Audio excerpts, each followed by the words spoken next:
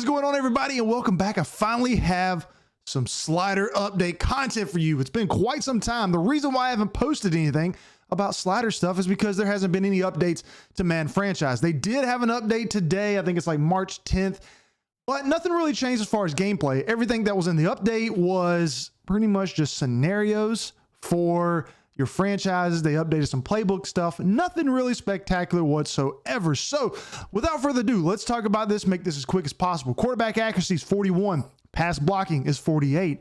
Wide receiver catching, I bumped up a little bit, 53, to help out with your wide receivers making catches, especially since we lowered quarterback accuracy. Run blocking is at a 22. I've said this plenty of times, running in this version of Madden is so easy. Even down 22, and I'm using the Carolina Panthers with a terrible offensive line, I am still able to run around 4 yards a clip like clockwork. Fumbles is up to 55, so that we encourage a little bit more fumbling in the game. Pass defensive reaction time is at a 68. Interceptions is down to a 39. Remember, in the NFL, DBs drop more interceptions than they actually catch. So to avoid every time a DB gets their hands on the ball, it's interception, we lowered this. Pass coverage to 69. This actually helps out the reaction time and the pass coverage, along with lowering the interceptions, does two things. One, it helps out with the quarterback accuracy on the CPU side, so they have tighter windows to get into. Lowering the interceptions mean that they'll bat down the ball, they'll miss it, so you'll have more of a realistic feel to the game, so it doesn't constantly get intercepted. Tackling, we increased to 62 to help out a little bit with making sure that the defense actually makes the tackles when necessary. And on the CPU side of things, we've lowered the quarterback accuracy down to 25, pass blocking to 60. Now, the reason when these two play hand in hand, a lot of times you'll notice that the quarterback will hold on to the ball quite too long. And I've had to really work on these to make sure that the quarterback will still get rid of it from time to time and not hold on to it, and you have like 6-7 sack games. Wide receiver catching down to 45. I did that again to help out with quarterback completion percentage, so that maybe there will be a wide receiver who is quote unquote open, they'll throw it to him.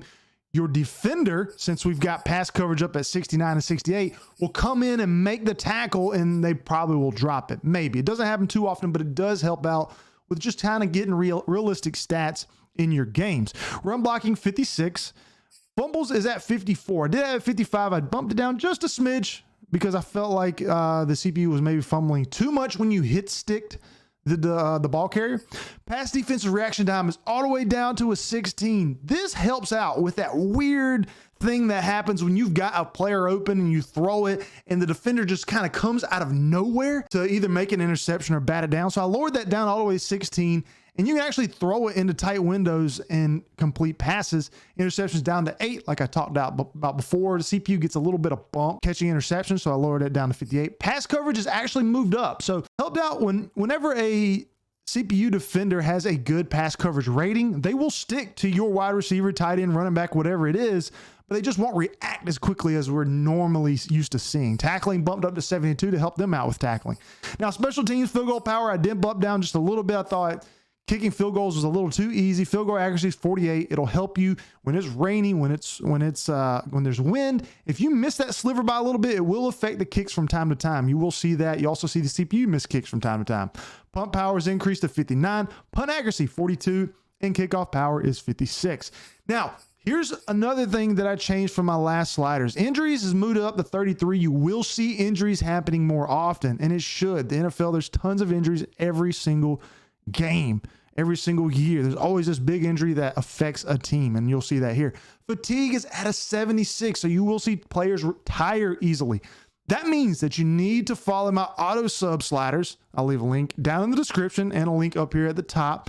And please turn off progressive fatigue. Does not need to be on. I don't trust it. It was broken at the beginning of the season. I'm not even going to use it. The one thing that I don't want to happen is me getting to the playoffs and my players are too tired to even play in the playoffs. So turn off progressive fatigue.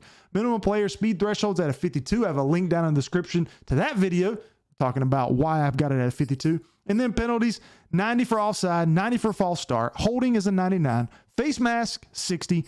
DPI is at a 99, and you're still not going to get a lot of penalties called. For whatever reason, Madden decided they don't want penalties called in their game because they thought it affected how fun the game would be. But when you want realistic things to happen in your game, like penalties, it's hard to get them. That's why all these are so high. You're still not going to get a lot of penalties called. Legal blocking the back is still at 50. Roughing the passer is at 50.